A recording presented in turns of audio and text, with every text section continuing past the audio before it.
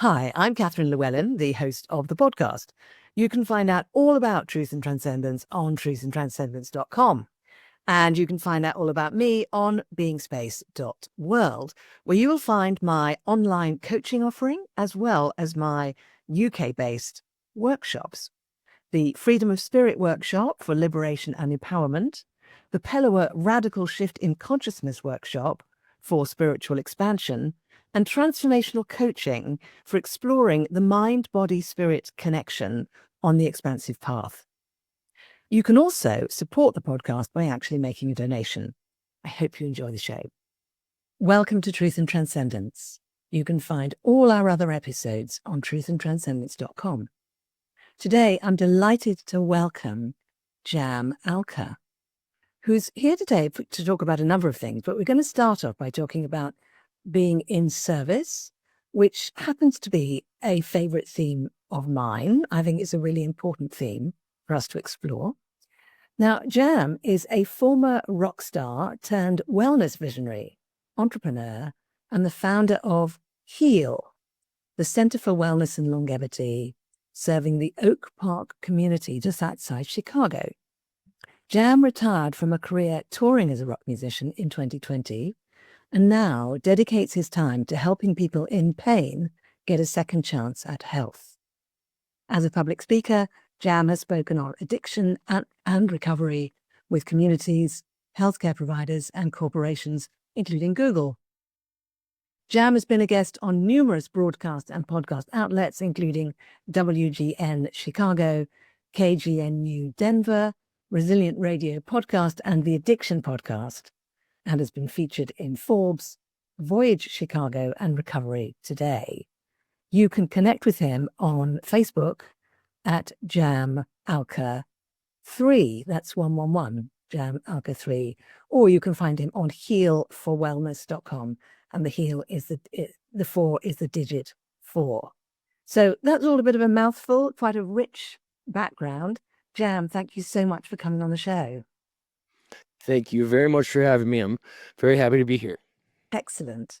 And I understand that you are in the middle of a very, very active period of time leading up to your soft launch, which will probably have happened by the time this airs.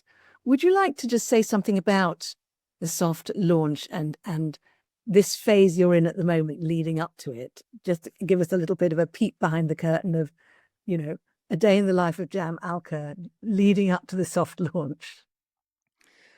Well, I first of all, thanks for having me. And a crazy portion of the build out process right now. We're just finishing construction. We're starting to get in some of the inventory, trying to get things sorted out like internet and fun things like that have been delayed, making sure the website is working properly, making sure all of the other really boring processes are up and working. And it's just checking a lot of boxes, filling out a lot of punch lists, and making sure to get things ready. As far as what my day looks like, I still have to make sure that I keep my wellness routine as part of things. So I get up early. I make sure I do the 2 to 3 hour routine each morning to start my day, to make sure that I can be my best and really give it my all, so that we are here by the beginning of August.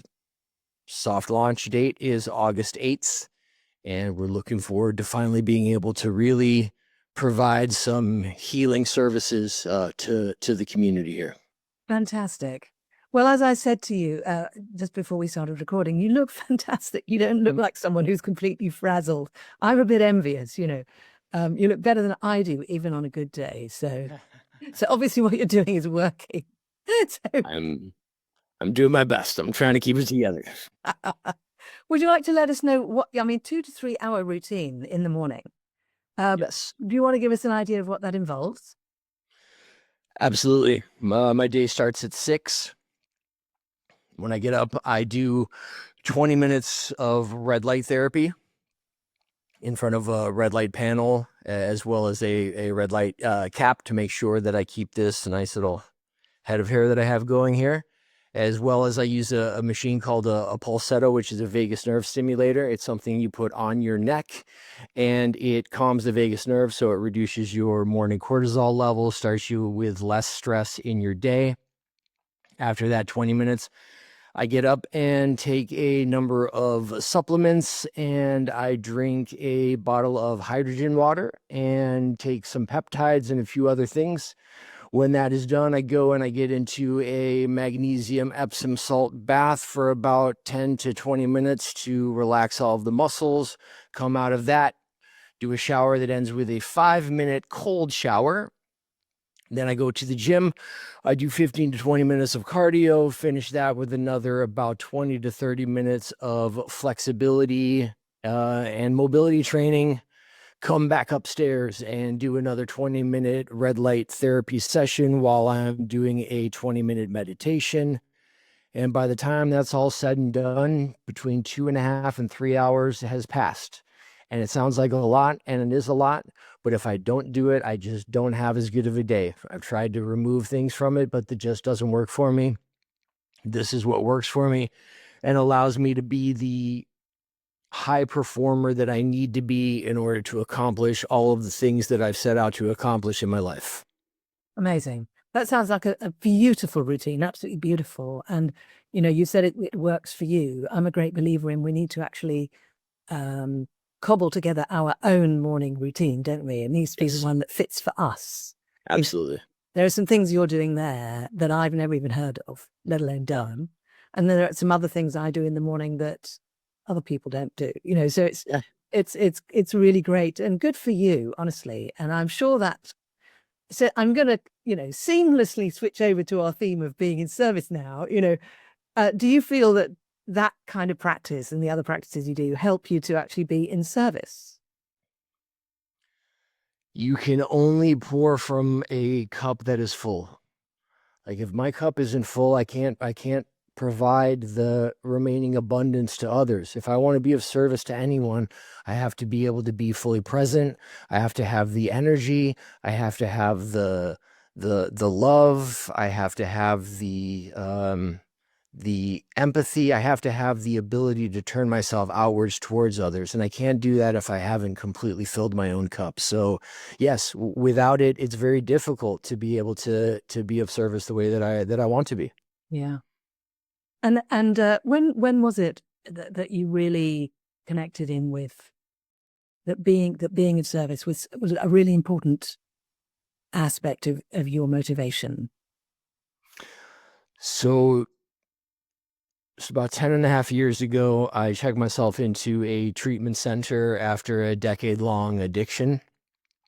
And when I went to treatment, I was a fully broken man. I'd come to the end, didn't feel like I had much to live for, except I did have a beautiful baby daughter that I wanted to continue on for. And so I surrendered and decided to do what those who had found recovery were doing. I shut up basically and decided to do what those who had what I want were doing. And those who had what I want were the people in recovery, and not just the people who were abstaining from drugs and alcohol, but the people that I wanted to emulate were the people who had found that satisfaction in life, that happiness in life, that contentment.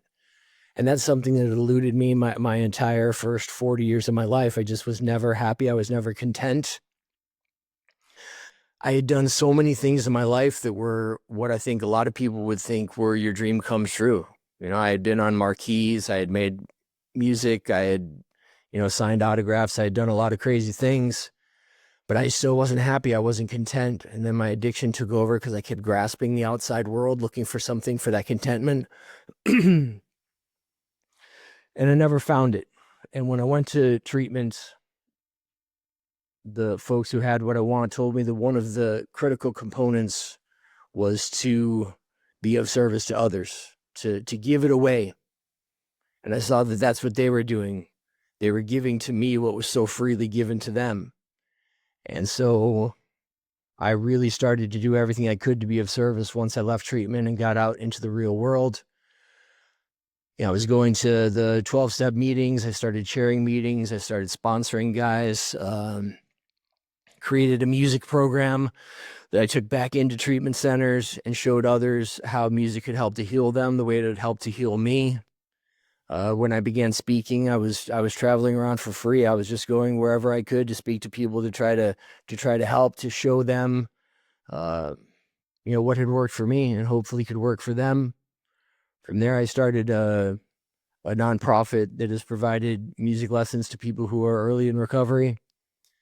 And those are things that I guess, you can point to as things you can maybe kind of brag about, or you could check them off on a list if I did this, that, and the other. But it's really about just finding someone who needs help and helping them wanting nothing in return. Like being of service to others, truly wanting nothing in return, has provided me with a happiness, with a contentment, with that peace inside that I've never been able to find grasping for my own stuff, for in the outside world, wanting this, wanting that, wanting autographs, wanting fans, wanting money, wanting success, any of these things. Those were all fleeting pleasures that go away. But the only thing that has ever truly made me happy is being of service to others. So it works. It is shown, you do a science experiment and you see what the results are. And if they work, you keep doing them. It works for me. Yeah. I know it can sound cliche. It can sound like, oh, yeah, helping others. That sounds so nice, but what's in it for you? And nothing's in it for you. And that's what's so great about it. It works. It actually truly works. So that's why I do it. That's why I continue to do it. And that's why I will never stop doing it. Yeah. Beautiful. Well, I think most of us have heard the idea that being in service is satisfying and fulfilling. I think most people, if we ask them, is being of service satisfying? I think most people would say yes, but I don't think that means that everyone actually does it or has actually experienced the truth of that. So, I'm curious, when you heard people saying, right, being of service is the way, yeah, did you immediately get it and think, oh God, they're right, I'm immediately going to do it? Or was there part of you that was sort of, okay, that sounds good in theory, maybe I'll give it a try and discover later if it works for me? What was that like for you, that transition? No, I was all in. When I left treatment, I was desperate for this new life. I was desperate for happiness. I was desperate to find a way to truly be engaged in life and happy in life. And I surrendered fully and did whatever they told me to do. They told me to go to 90 meetings in 90 days. I did it. They told me to be of service. I did it. They told me to figure out some sort of a way to have your own spiritual experience, your own spiritual connection, whatever it means to you. And I did it. I did whatever I was told, and it worked. All of the things that they told me to do, I started to do, and every one of them worked. And so I kept doing them. So that sounds like you were in a very ripe place for it. I think we all encounter these ideas in different places, don't we? Of how ripe and ready and open we are for it, to actually embrace it and go with it. It sounds like the timing for you was perfect. Would you say that was true? Yes, I've often said, I was blessed with the gift of desperation. Yes. Yeah. I was there. I was at the point where, I have my own set of childhood traumas that led to me dealing with or coming up with my own coping skills as a child, which are never going to be healthy coping skills that you create as yourself as a child. And those are the ones that I brought into my adulthood, and they were terrible. And I did not know how to cope with reality, with anxiety, with trauma, with depression, with really just, dealing with life on life's terms. I really had no idea how to do it. And it led to lots and lots of unhealthy behaviors. And then, like I said, in my early 40s, I ended up having a beautiful baby daughter and a horrible addiction and an inability to cope with life on life's terms. And it was either I was going to die soon or I was going to change my life around. And when you're in that place, you got to make some real serious decisions. And I didn't want to die, and I wanted to be there for my daughter. So I decided in that time that I was going to do whatever it took. And I dug in, and yes, you have to be ready. If you're not ready, You can talk to a person, you can plant seeds, but until they're 100% ready to make the choice themselves, to make the commitment themselves, you can only show the path. You can't walk it for them. And I fortunately got to the point where I was 100% ready. And once I was 100% ready, there was nothing that was going to stop me. Yeah. Amazing. Amazing. And I think it's great the way you brought music back in with helping other people when you were sponsoring people and helping other people with addiction. Was that a beautiful thing to bring music back in? Or because sometimes when people step away from one way of life, sometimes they don't want to bring any of it back into their life because it's triggering for them. And sometimes they can bring some of it back in. How was that for you? Well, for the last several years of my addiction, I didn't pick up the guitar. I didn't sing. I didn't write. It was just kind of sitting, collecting dust. But when I went to treatment, I brought my guitar with me thinking it might just help me pass the time. I'd maybe play a few cover songs, but something really miraculous happened. My counselor, God bless her, Nanette, thinking outside the box, she suggested that I use music as a part of my treatment process. And I began writing again. And rather than just doing standard treatment work where you fill out a notebook, with the different questions they ask you, instead I started to write songs about all those experiences in my addiction and what I was feeling in my early recovery. And it truly changed my life. It completely changed the entire trajectory of my life. I started to really learn new ways to heal from the traumas of my past through writing about it with music. And while doing that, I noticed that it was a way to connect with the other people in the unit. And so I saw that this was something I could really do to help others. So shortly after I left treatment, I created a curriculum that I brought back into treatment centers where I showed people how they could use poetry and metaphor and writing and songwriting as a way to work through a lot of the traumas that inevitably anybody is going through when they're in the recovery process. You've got to work through some some rough things, the things in your past that you can feel some guilt, some shame, some remorse about. And so I showed people, you can write about it. It's sometimes hard to talk about these things directly, but you might, like example I'll use is, let's say maybe, God forbid, you were abused as a child. You sit down with a counselor, it might be hard to talk directly about the abuse that happened, but instead, let's write a song about a 5-year-old boy who was abused. Let's talk about that. Well, what would that kid have gone through? What might he have said? What might he have liked to have had happen instead?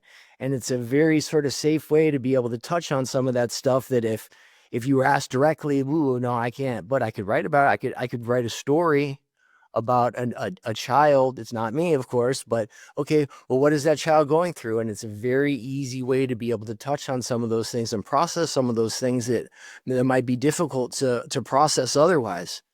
And so I felt that I had really kind of hit on something there and created the program and brought that into treatment centers and taught it to some other practitioners who've used it at different treatment centers around the country. It was a great experience and, another great way to be of service. Yeah. And bringing in some of your previous experience and capability from before Yeah. as well.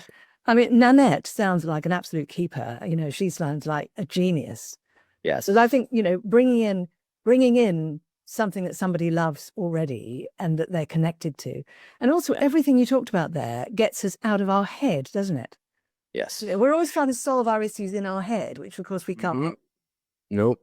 Yeah, I've said it a million times. The process of recovery doesn't happen in the head; it happens in the heart and the soul. This is where true recovery happens. You can't think your way out of it, and I know of no quicker way to get out of your head and to your heart and to your soul than music. There's just nothing that I know of that can take you there, transform you faster than music. Yeah. So this addiction program, this curriculum you called it that you've created, Yes. you've been doing it, taking it into places locally. Are you now making that available more widely? No, and I haven't done it for a while since COVID happened. I kind of shut down the performing and the speaking and all those kind of things. Before that, I was doing it in treatment centers all around the country. I had trained a few practitioners on how to do it. Whether or not they still are, I don't think so. If you're not continuing to keep up with it, it's hard to keep folks continuing to do it. Something I might bring back in the future, but I do a lot of things and I do it, and then I've got something else to do and something else to do, and it's not at the tip of the spear right now. So maybe someday I'll get back to it, but right now I'm focused on other forms of recovery and wellness. Yeah, fantastic. No, I totally get that. You can't do everything.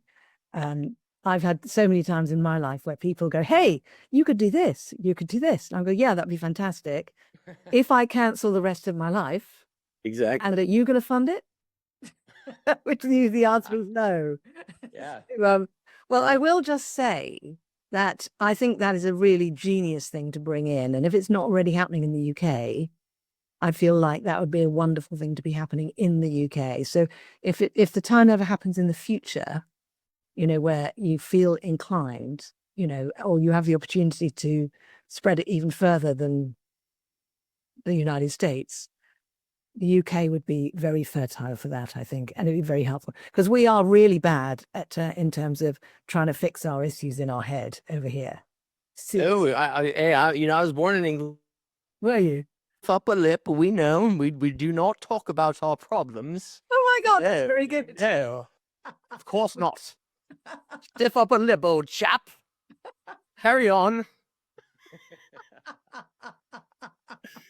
You calm, carry on.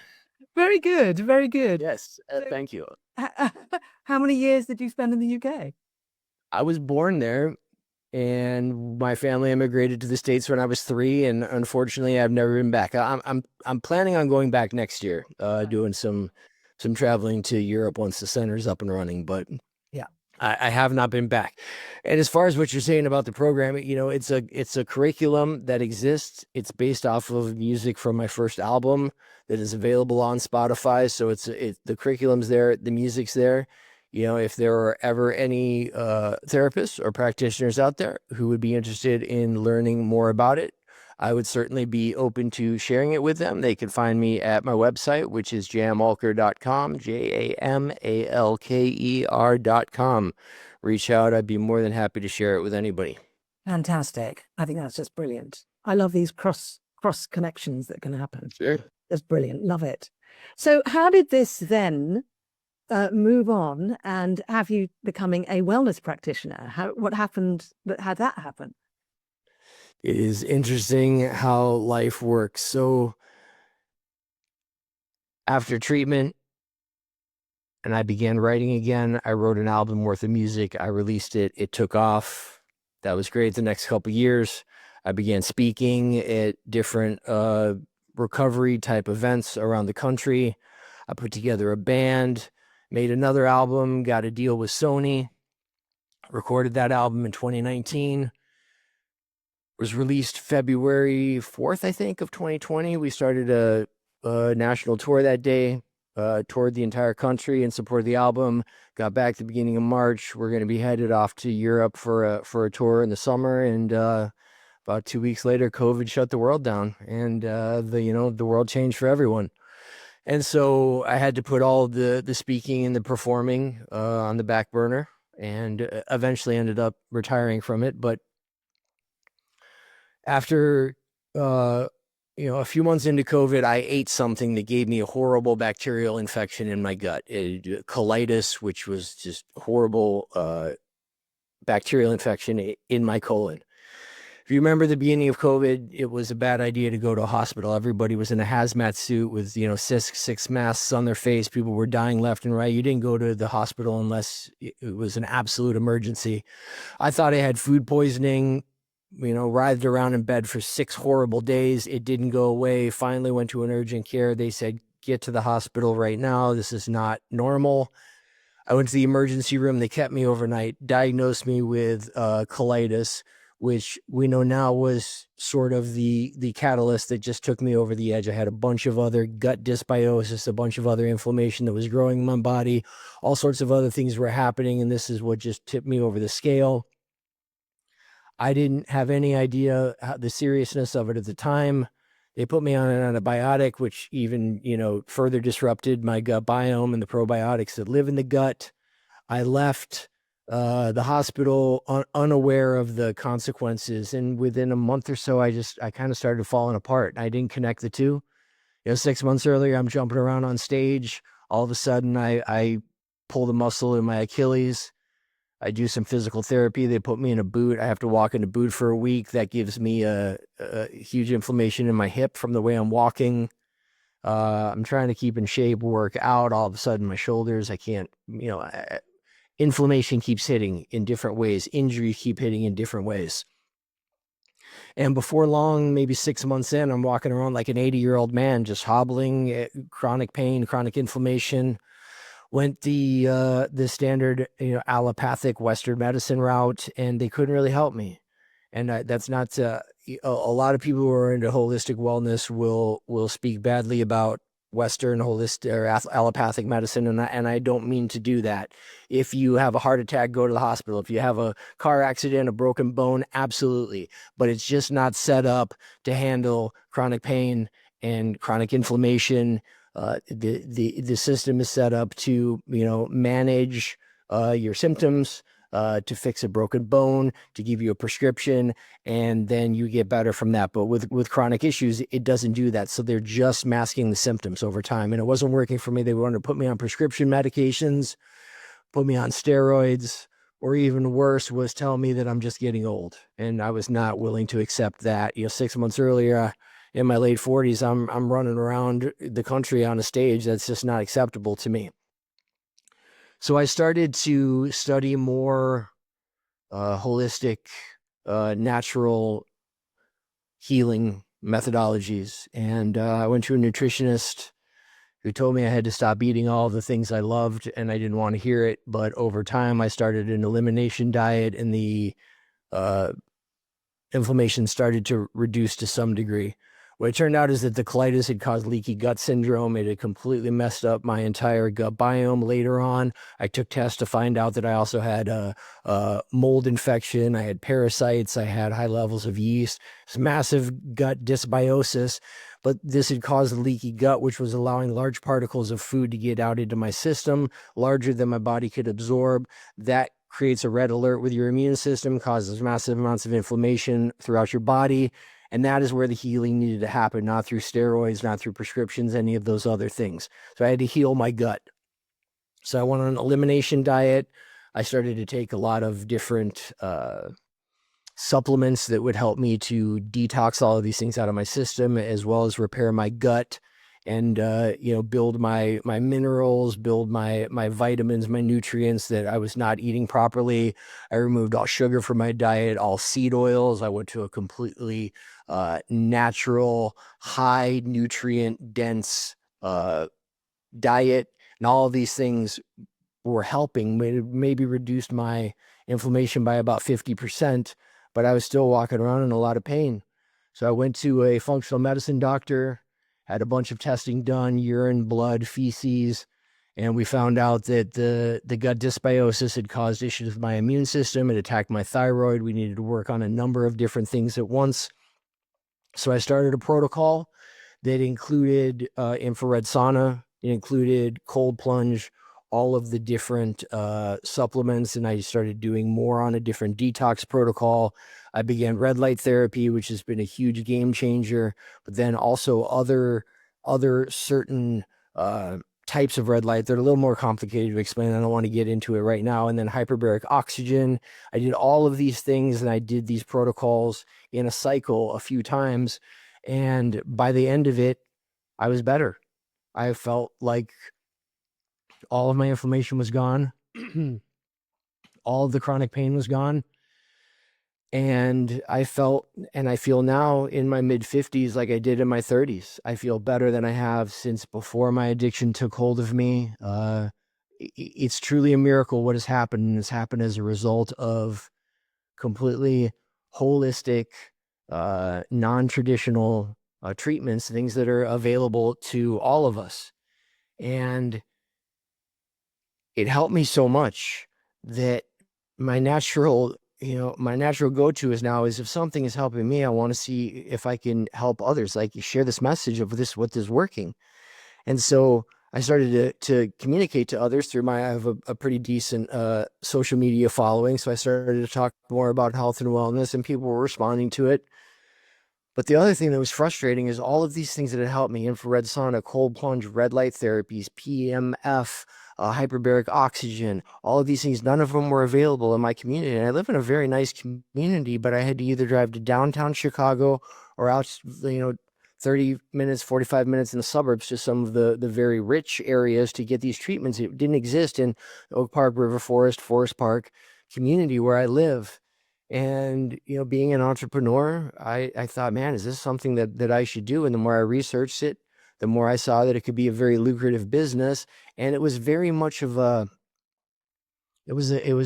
like a spiritual experience, honestly. The process of deciding whether or not I should open this, I really opened myself up to receive from the universe signs. And man, everywhere I turned, a door opened, another door opened, that this was the right thing to do. And so many, bits of synchronicity came together, and the law of attraction brought one more thing, and opening up to the abundance of the experience, more people came into my life, practitioners, a manager, a person to help me with the social media. I found a building with a guy who was like, I would die for you to do this in my building. I would love for you to have it here. I took it into a community where the guy who runs the building department was like, please do this here. I will lay out the red carpet to make sure you get your permits and whatever else you need as quickly as possible. I need red light. He's a biohacker just like me. I need infrared sauna. I need cold plunge. Please come and do this. So it was like, I had to do it. And, about 4 months ago, we started the promotions. I started to sign up people to come in for a free session, which is the thing that starts on August 8th. To this point, we've had over 800 people register for a free session, of which we've had over 250 people actually sign up now and schedule their free sessions. The turnout, the response from the community has been unbelievable. I'm the wellness guy around town now, which is fun. And it's just been a miraculous, beautiful, very stressful, but very, very rewarding experience that got me to this point. So that's the long answer as to how I got here. Amazing. Well, I'm very impressed with what you've done. I mean, you've been through some very difficult times, and you've Yes. had this will within you that hasn't lain down and died. I mean, there's several different points in that whole life story you've told us so far when you could really argue it'd be perfectly reasonable for you to just give up, right? And you just haven't. You've just kept going, but you haven't just pushed harder. You've been intelligent about seeking out the right thing to do next that's going to help you on your path. So it's really, really inspiring, Jam. Honestly, I'm absolutely blown away by your whole story. Are you blown away by your own story?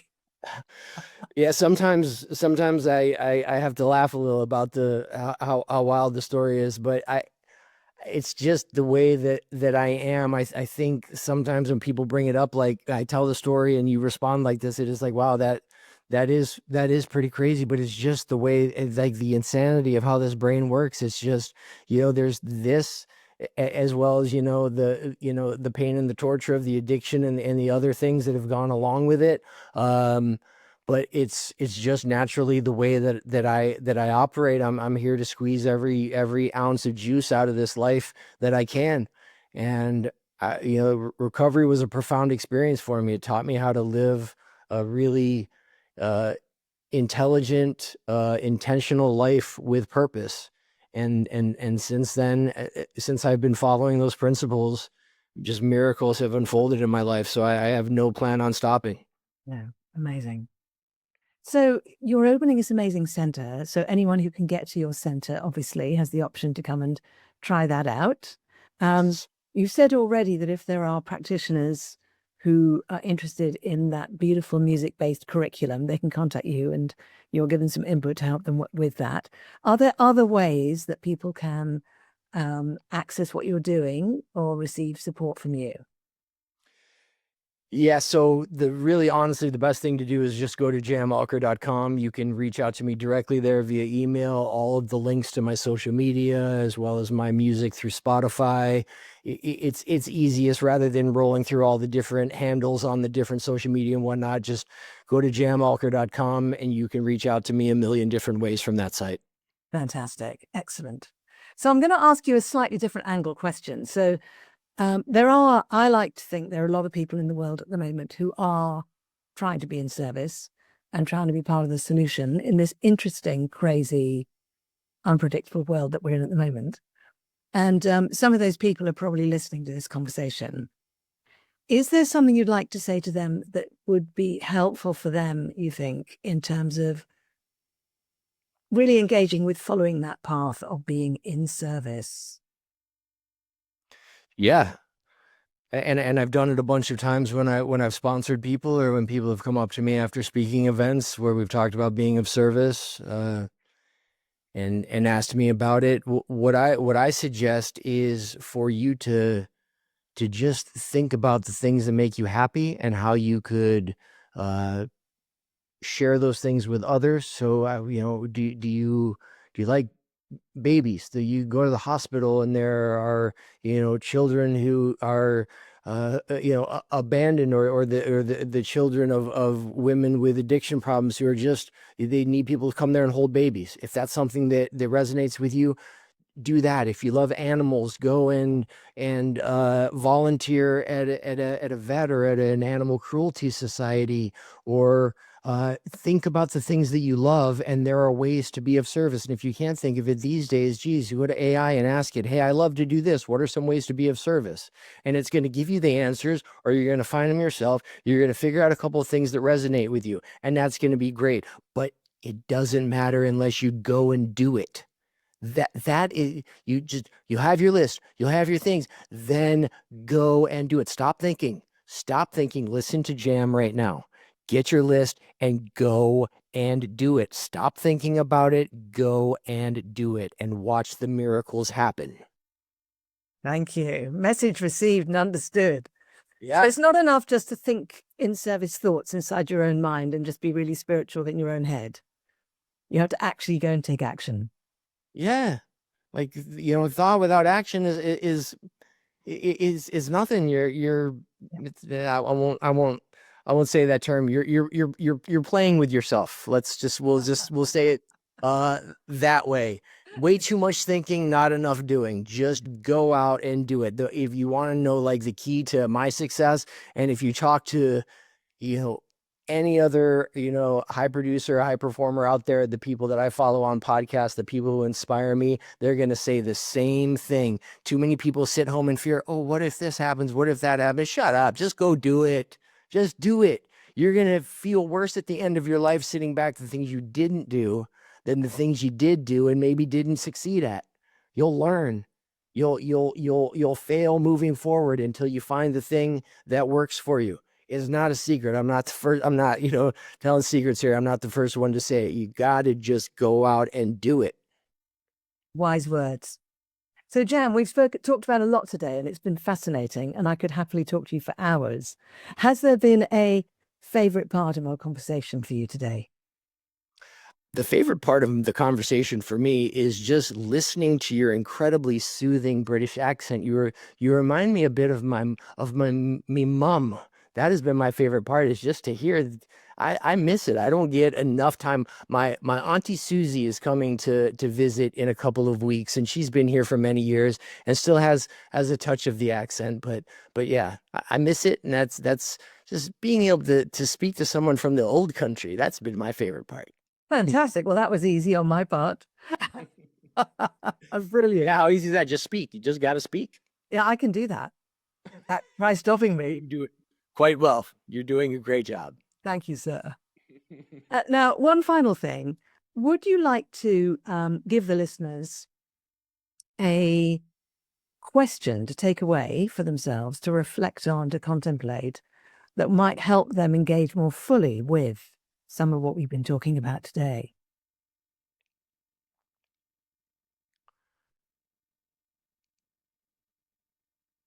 If you're not following your purpose and your passion, what the hell are you doing with your life?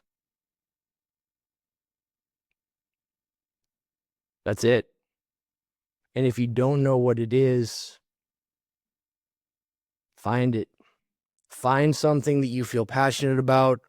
Find something that gives you purpose and do it. And that's my question. If you haven't found it, why? If you have found it and you're not doing it, why? Brilliant. I think that question actually could be reflected on for more than a week, but I think we'll start with a week. Thank you so much, Jam. It's been such a pleasure having you on the show. Thank you for having me. It's been fantastic spending this time with you. Thank you. So thank you, everyone, viewers and listeners. That's all for Truth and Transcendence for today. You can find our other episodes on truthandtranscendence.com. Have a great week, and I'll see you next time. Thanks again to Jam. I hope you enjoyed this week's episode. It really helps if you give a thumbs up, a 5-star rating, a review, and share with your friends. If you're looking for transformational coaching or an intensive transformational weekend workshop experience, I can help with that. You can actually help the show by making a donation. Until next time, take care.